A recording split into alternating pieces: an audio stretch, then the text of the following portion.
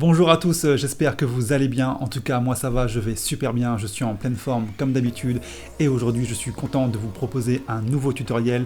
Mais cette fois-ci, Photoshop, on le met de côté et on va se diriger vers DaVinci Resolve 17. Alors dans ce tutoriel, je vais vous montrer comment j'étalonne mon log en seulement 2 clics. Bien évidemment, après ce sera à vous de peaufiner votre image en jouant sur différents paramètres comme le contraste ou bien la saturation. Mais je peux vous assurer qu'avec cette astuce, vous aurez déjà une bonne base pour pouvoir étalonner votre log comme il faut. Mais avant de commencer, pour ceux qui ne me connaissent pas, je me présente, moi c'est Johan et je vous souhaite la bienvenue sur la chaîne TonyOpix.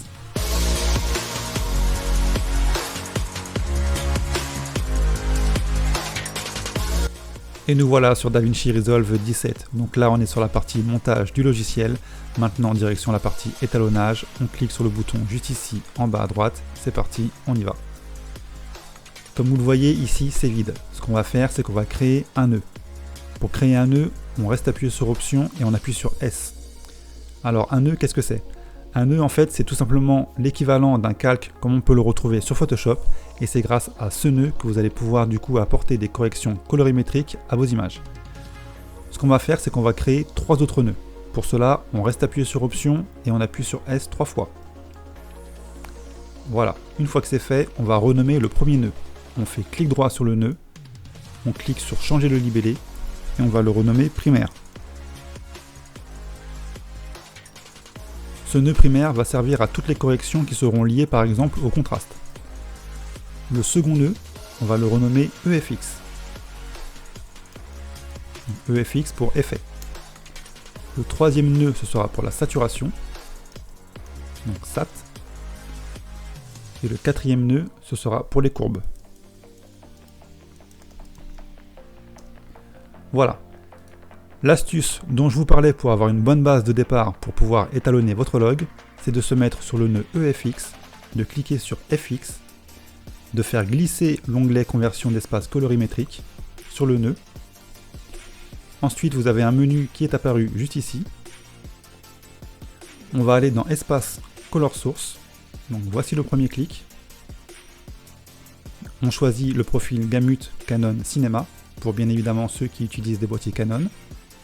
Et le second clic, c'est d'aller dans Gamma Source et de choisir Canon Log.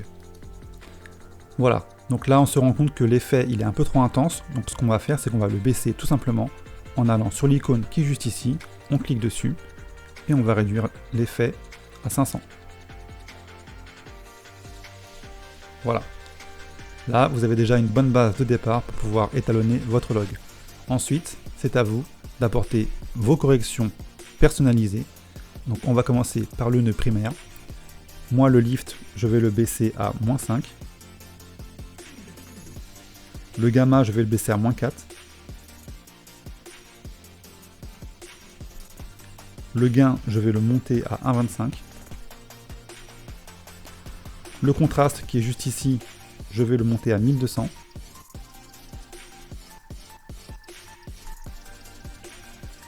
Ensuite, on va aller sur la roue HDR qui est juste ici. Les darks, moi je vais les baisser à -20.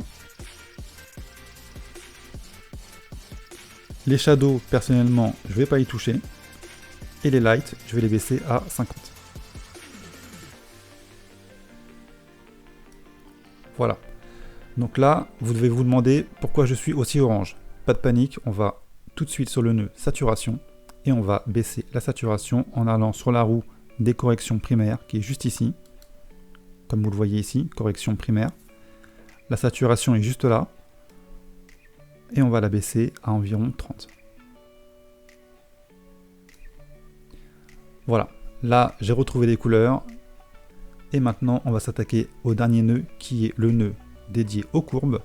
On clique dessus, on clique sur l'icône qui est juste ici, et là on va venir jouer un peu sur les zones claires, voilà comme ça, et pareil pour les zones sombres. On va se mettre environ ici.